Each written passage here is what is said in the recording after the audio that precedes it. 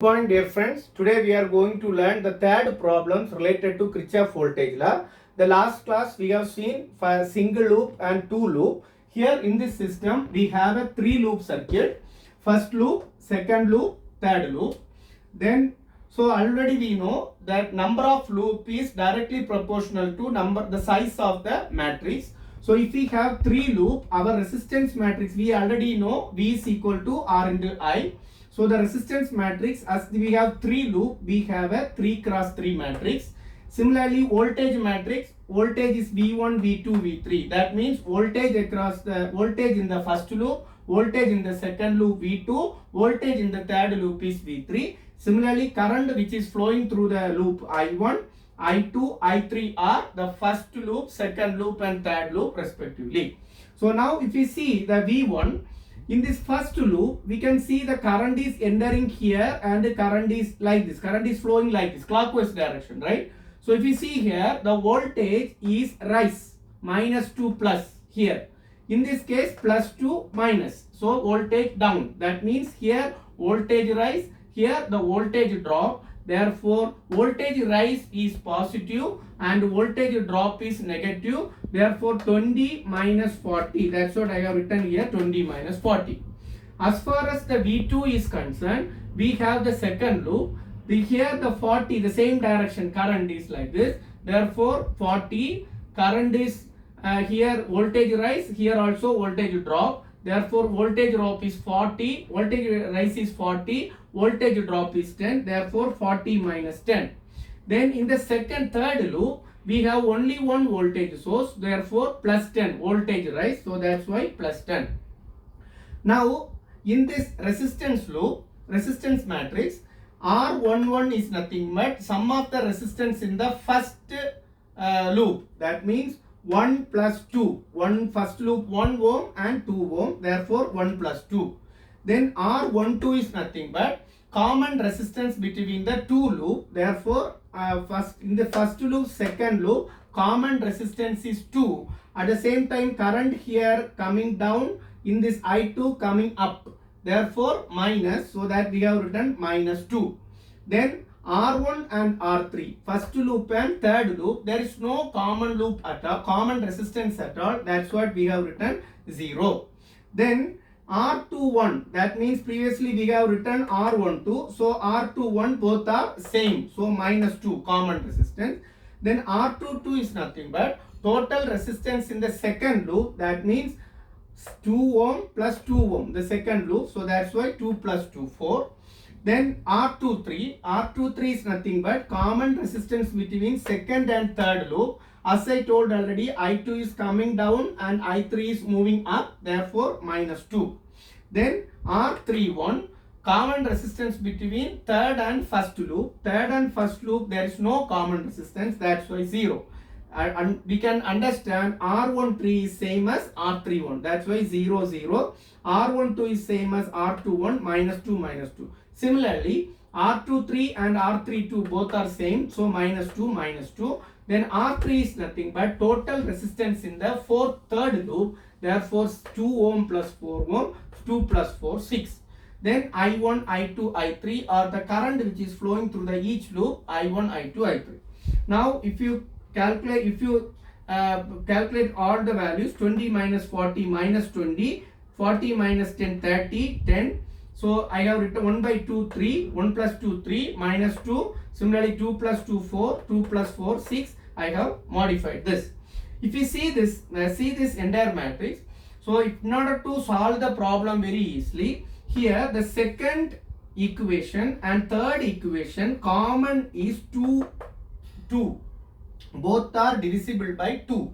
So I am dividing this second equation by 2. Therefore, 30 divided by 2 is 15. Minus 2 divided by 2 is 1. 4 divided by 2 is 2. Minus 2 divided by 2 is minus 1. Similarly, 10 ohm also, 10 volt also, 10 divided by 2, 5. 0 divided by 2, 0. Minus 2 divided by 2, minus 1. 6 divided by 2, 3. So we have modified like this.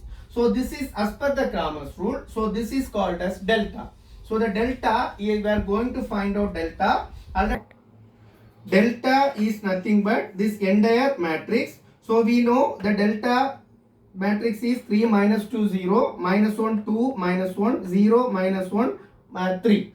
So now we are going to, as per the Kramer's rule, we are going to find out delta. Delta we have calculated here already. We know already, we have studied in your plus 2 and all.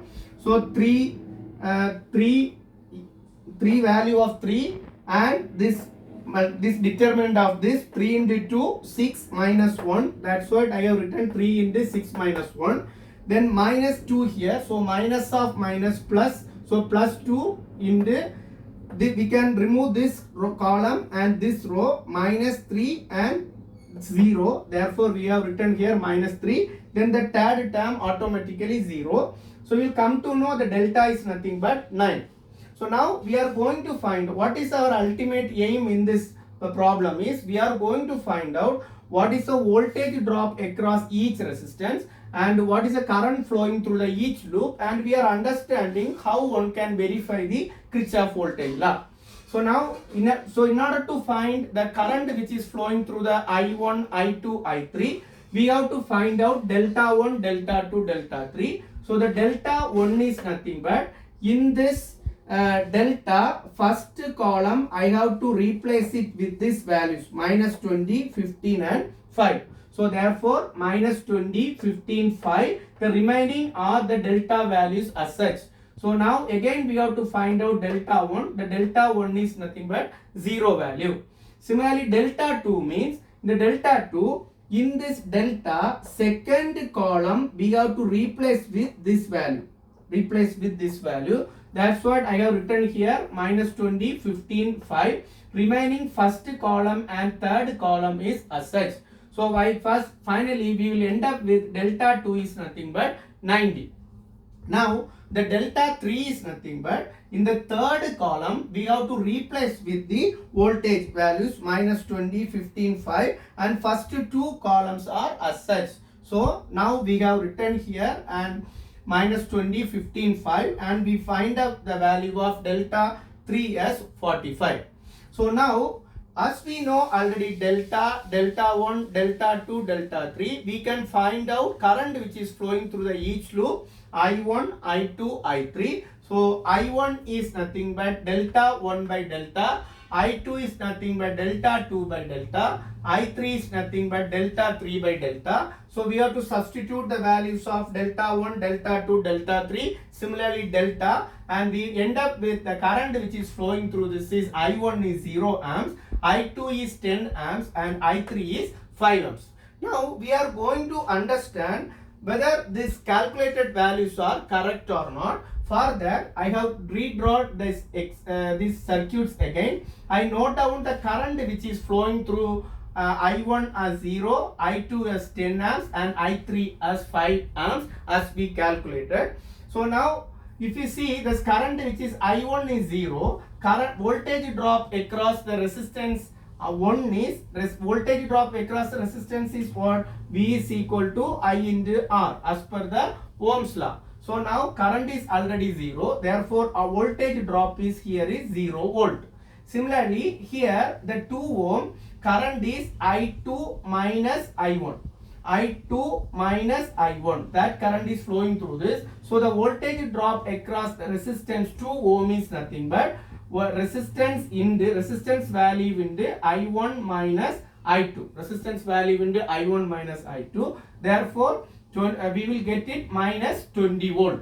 Similarly the voltage across this 2 ohm is I2 minus I3 into the resistance. So 10 minus 5 is 5. 5 into 2 is 10 volt. Similarly 44 ohm resistance, current which is flowing through the resistance is I3.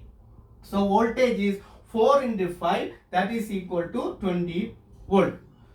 So now if you see this 20 volt, now we are in this first loop. See the Kirchhoff voltage law whether it is correct or not. So this is the 20 volt and this is also minus 20. Then we are going to find out here this entire pair 40 minus 20 is here 20 volt. So this is 20 volt, this also 20 volt.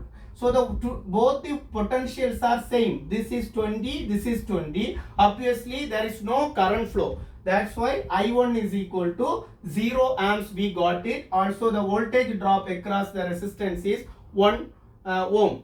Similarly, in this case, we see here minus 20, here 40, in this loop 40 minus 10, 30 volt. So 30 volt, how it is coming? Here 20 volt plus 10 volt. So we will be have a 30 volt. Similarly here 10 volt. So already we have the 10 volt here, and this is the 10 volt. In this entire voltage will be 10 volt. Therefore 20 minus 10, the voltage drop is 10. So that is will be a 10 volt. So like now the voltage division is very clear. Now similarly the current also. Current already told you, this is also 20 volt, this is also 20 volt. So there is no current flow. That's why 0 amps. At the same time here 40 plus 10. 40 plus 10 is what?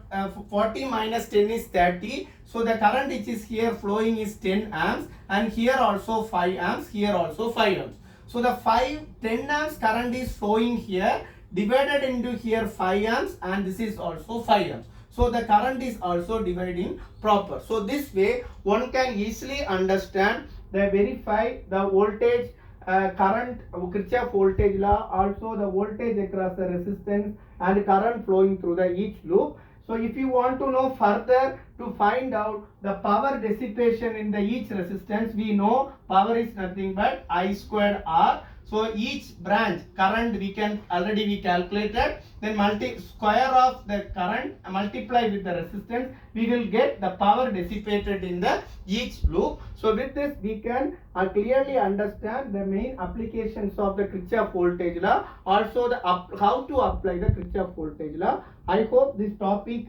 this calculation and the problem solving are very much interesting. And those who have not subscribed this channel, kindly subscribe. If you like it, kindly like and share with your friends. Wish you all the best. Thank you.